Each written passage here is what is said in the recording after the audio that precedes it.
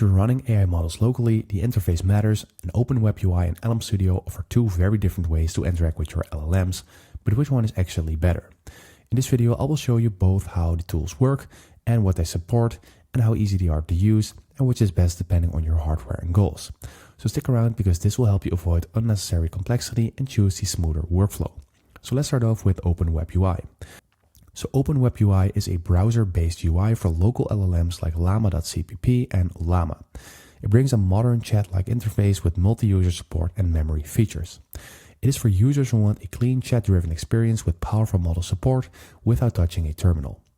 The nice thing is that it's free and open source, and that Open WebUI is if you want a visual chat experience over a local LLM with shared access and memory.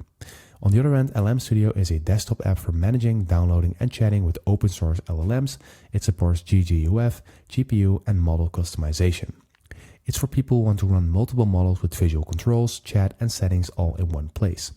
It is free and open source, and the main strength is that LLM Studio is for an all-in-one desktop AI tool with direct control and easy access to model details. And now let's make a final verdict between these two. And I would say choose Open WebUI for a sleek web-based LLM interface with multi-user capabilities, and choose LLM Studio if you want full control over models with a native app feel.